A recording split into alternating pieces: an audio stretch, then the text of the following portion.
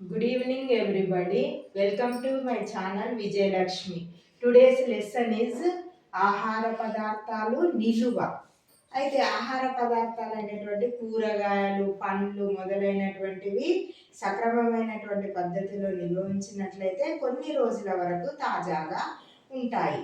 అయితే ఈ ఆహార పదార్థాలకు బ్యాక్టీరియాలు ఇవన్నీ చేరి ఏమైతే అంటే ఆహార పదార్థాలను పాడు చేస్తాయి. కాబట్టి ఆహార పదార్థాలను అయితే అధిక ఉష్ణోగ్రత వద్ద నిల్వ ఉంచాలి, లేదంటే తక్కువ ఉష్ణోగ్రత వద్ద నిల్వ ఉంచినప్పుడు ఈ పాడుకు చేసేటటువంటి కారకాలు అనేటువంటి ఆహార పదార్థాలను చేరకుండా ఆహార పదార్థాలు అనేటువంటివి తాజాగా ఉంటాయి. అయితే ఎక్కువ ఉష్ణోగ్రత అయినా వాడాలి, లేదంటే తక్కువ ఉష్ణోగ్రత అయినా వాడాలి. ఎక్కువ ఉష్ణోగ్రత అంటే ఆహారపు యొక్క ముక్కలు ఉంటాయి కదా, వాటిని కూరగాయల ముక్కలు, పండ్ల ముక్కలు వాటిని ఉప్పు నీళ్ళల్లో వేసినప్పుడు వాటిలో ఉన్నటువంటి నీరంతా ఉప్పు పీల్చుకుంటుంది. మళ్ళీ వాటిని ఎండలో ఆరబెట్టినప్పుడు వాటిలో ఉన్న 5% తేమ కూడా పోతుంది. అప్పుడు ఆహార పదార్థాలు కొంతకాలం నిల్వ ఉంచడానికి ఉపయోగపడతాయి. అదేవిధంగా కూరగాయలు కానీ పండ్లను వాటిని ఫ్రిడ్జ్లో ఉంచుకోవడం వల్ల కొన్ని రోజులు తాజాగా ఉంచుకోవచ్చు ఆహార పదార్థాలను. అదేవిధంగా ఆహార పదార్థాలను అసలు నిల్వ చేయాల్సినటువంటి ఆహార పదార్థాలను అసలు ఏవి పాడు చేస్తాయని చూద్దాం. ఆహార పదార్థాలను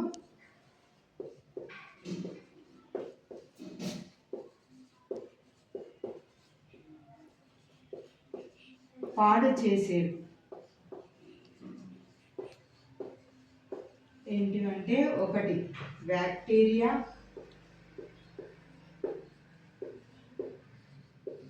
శిలీంధ్రాలు.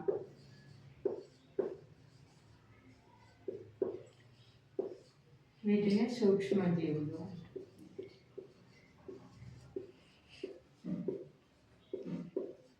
నెక్స్ట్ కీటకాలు, నెక్స్ట్ ఎలుకలు మొదలైనవి ఆహార పదార్థాలను పాడు చేస్తూ ఉంటాయి.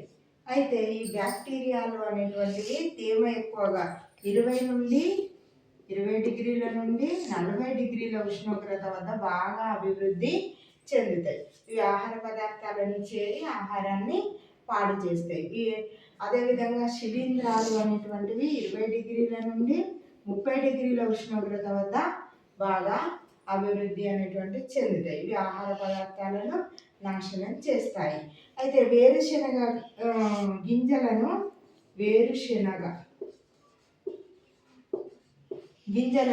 సరిగా నిల్వ చేయనట్లయితే వాటిలో ఎఫ్లోటాక్సిన్ అనేటువంటి శిలీంధ్రము, ఇది ఇంపార్టెంట్. ఎఫ్లోటాక్సిన్ అనేటువంటి శిలీంధ్రము అనేటువంటిది వృద్ధి చెంది, ఎఫ్లోటాక్సిన్ అనేటిది శిలీంధ్రం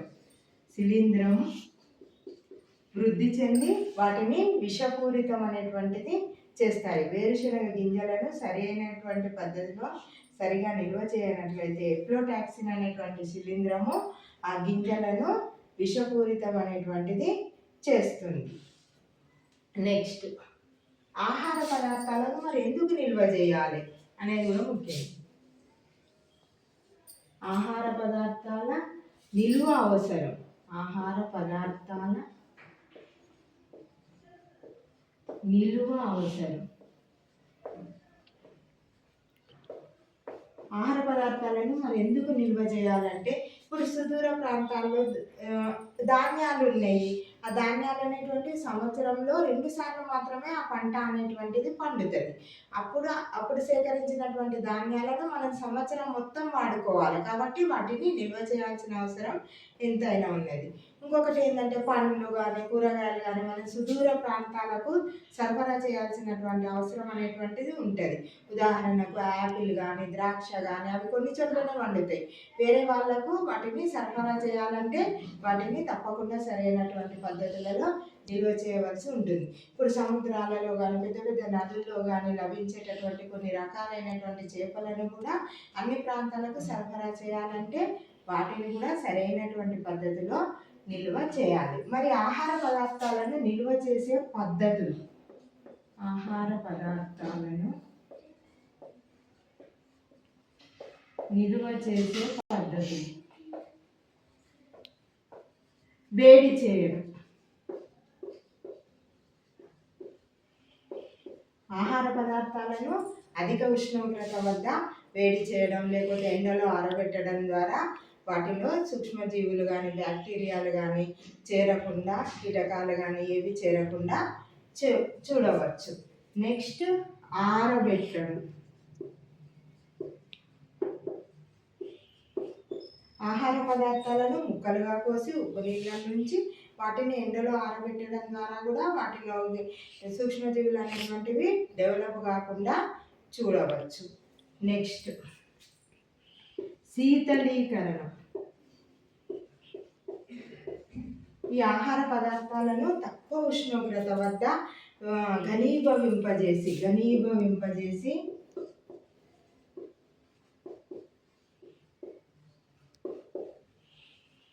వాటిని నిల్వ చేయవచ్చు.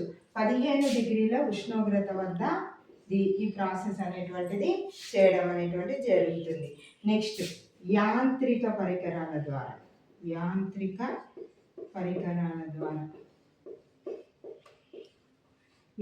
పరికరాలలో కూడా ఈ ఆహార పదార్థాలను నిర్జలీకరణ అనేటువంటిది చేసి వీటిలో ఉన్నటువంటి నీరంతా పోగొట్టి వాటిని నిల్వ చేయవచ్చు. యాంత్రిక పరికరాల ద్వారా కూడా నిల్వ చేయవచ్చు. Next pasteurisation.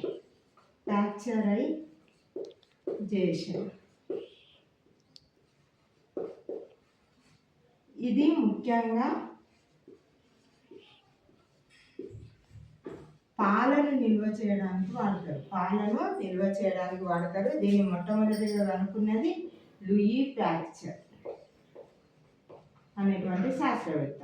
అయితే ఈ పాలను ఏం చేస్తారంటే 70 డిగ్రీ సెంటీగ్రేడ్ వరకు వేడి చేస్తారు. వేడి చేసి తర్వాత మళ్ళీ ఎన్ని నిమిషాలు? 15 నిమిషాలు వేడి చేస్తారు. వేడి చేసిన తర్వాత దాన్ని మళ్ళీ 10 డిగ్రీ సెంటీగ్రేడ్ వరకు చల్లారుస్తారు.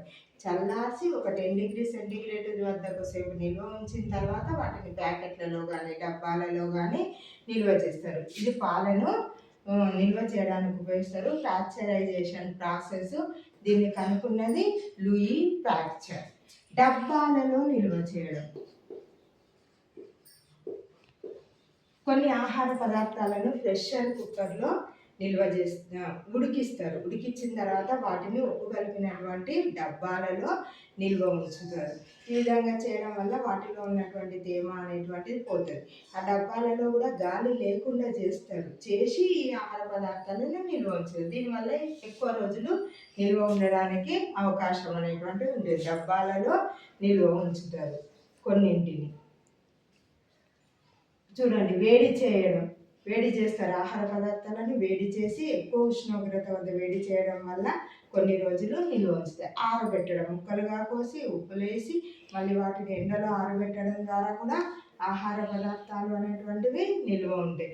ఘనీభవింపజేయడం అన్నట్టు ఆహార పదార్థాలను తక్కువ ఉష్ణోగ్రత వద్ద 15 డిగ్రీల సెంటీగ్రేడ్ వద్ద ఉంచడం ద్వారా అవి కొన్ని రోజుల వరకు నిల్వ ఉంటాయి. యాంత్రిక పరికరాల ద్వారా నిర్జలీకరణ అనేటువంటి చేయడం ద్వారా ఆహార పదార్థాలు అనేటువంటివి కొన్ని రోజులు నిల్వ ఉంటాయి. పాశ్చరైజేషన్. దీన్ని ముఖ్యంగా పాలను నిల్వ చేయడానికి ఉపయోగిస్తారు. దీన్ని కనుగొన్నది లూయి పాశ్చర్. 70 డిగ్రీ సెంటీగ్రేడ్ ఉష్ణోగ్రత వద్ద వేడి చేయడం, మళ్ళీ 10 డిగ్రీ సెంటీగ్రేడ్ వరకు చల్లార్చడం. డబ్బాలలో నిల్వ చేయడం. వీటిని ఏం చేస్తారంటే ఆహార పదార్థాలను ఫస్ట్ ప్రెషర్ కుక్కర్లో ఉడికిస్తారు. ఉడికించిన తర్వాత డబ్బాలను తీసుకుంటారు. వాటిని గాలి లేకుండా చేస్తారు. దానిలో మళ్ళీ ఉప్పు ద్రావణాన్ని వేస్తారు. వేసి ఆహార పదార్థాలను అందులో కలుపుతారు. దీనివల్ల కొన్ని రోజుల వరకు, ఎక్కువ రోజుల వరకు ఆహార పదార్థాలు అనేటువంటివి నిల్వ ఉంటాయి. నెక్స్ట్ అయితే ఈ ఆహార పదార్థాలకు హాని చేసేటటువంటివి బ్యాక్టీరియా, శిలీంధ్రాలు ఇవి ఉన్నాయి కదా. మరి వీటిని ఎట్లా నాశనం చేయాలి? హాని చేసేటటువంటి వాటిని నాశనం చేయాలి. ఇవి హాని చేస్తాయని తెలుసుకున్నాం. బ్యాక్టీరియాలు, శిలీంధ్రాలు వంటి సూక్ష్మజీవులు, కీటకాలు, ఎలుకలు మొదలైనటువంటివి హాని చేస్తూ ఉంటాయి అని తెలుసుకున్నాం. మరి వీటి నుండి ఆహార పదార్థాలను కాపాడడం.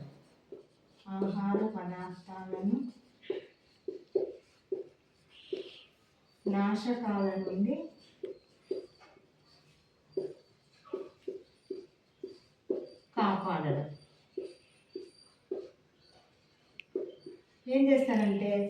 ధాన్యాలు ఉంటాయి కదా, ధాన్యాలతోనే బ్యాక్టీరియాలు, శిలీంధ్రాలకు సంబంధించినటువంటి స్పోరులు, గుడ్లు అనేటువంటివి ఈ ధాన్యాలతోనే వచ్చి వాటికి అనుకూలమైనటువంటి ఉష్ణోగ్రత దొరకగానే అవి పెరుగుతాయి అన్నట్టు.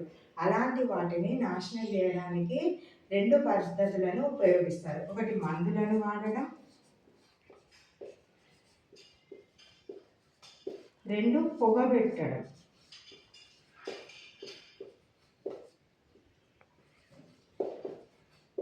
ఆహార పదార్థాలను, ఆ ధాన్యాలను పొలం నుండి తీసుకొచ్చేటప్పటికే ఆ ధాన్యాలలో శిలీంధ్రాలకు, బ్యాక్టీరియాలకు సంబంధించినటువంటి స్పోర్లు, గుడ్లు ఉంటాయి. అవి అనుకూలమైనటువంటి ఉష్ణోగ్రత వాటికి లభించినప్పుడు అవి మళ్ళీ పెరిగి ధాన్యానికి నష్టం కలిగిస్తాయి. అలాంటి వాటిని నివారించడానికి మందులను వాడతారు, పొగ పెట్టడం అనేటువంటిది కూడా వాడతారు. ఈ మందులలో ముఖ్యమైనది DDT,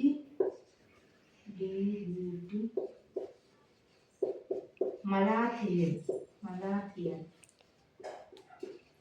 అనేటువంటిది వాడి ఈ శిలీంధ్రాలు, బ్యాక్టీరియాలను నశింప చేస్తారు. పొగ పెట్టడంలో ammonium phosphide,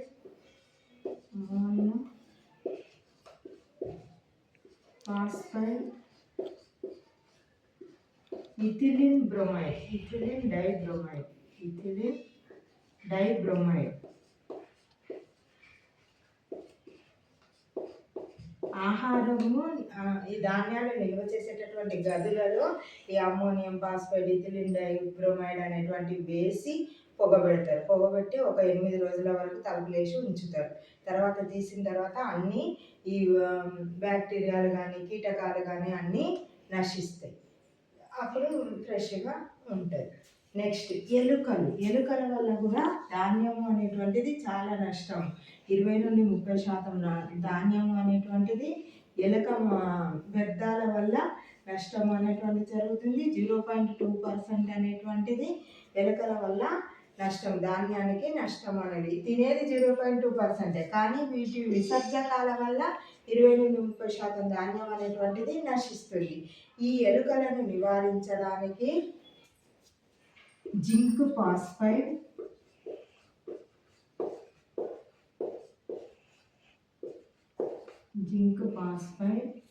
next zinc phosphide, రోడార్ఫిన్ అనేటువంటి మందులను, విపారిన్ అనేటువంటి మందులను వాడటం అనేటువంటిది జరుగుతుంది. రోడార్ఫిన్, జింక్ ఫాస్ఫైడ్ మరియు రోడార్ఫిన్ అనేటువంటి మందులను వాడి ఈ ఎలుకలు ఉన్న చోట పెడతారు. వాటిని అవి తినేటటువంటి ఆహార పదార్థంలో కలిపి పెట్టడం వల్ల ఆ ఎలుకలు అనేటువంటివి తినడం వల్ల అవి చనిపోవడం అనేటువంటిది జరుగుతుంది. సూక్ష్మజీవులు, శిలీంధ్రాలను వేడి చేయడం, అతి శీతల ప్రాంతాల్లో నశింపజేస్తారు. కీటకాలను మాత్రం మందులను వాడడం, పొగబెట్టడం ద్వారా నశింపజేస్తారు. ఎలుకలను జింక్ ఫాస్ఫైడ్, రోడార్ఫిన్ అనేటువంటి మందులను వాడి నాశనం చేయడం అనేటువంటి జరుగుతుంది. నా లెసన్ కనుక మీకు నచ్చినట్లయితే నా వీడియోని లైక్ చేయండి, షేర్ చేయండి, నా ఛానల్ని సబ్స్క్రైబ్ చేసుకోండి. Thank you.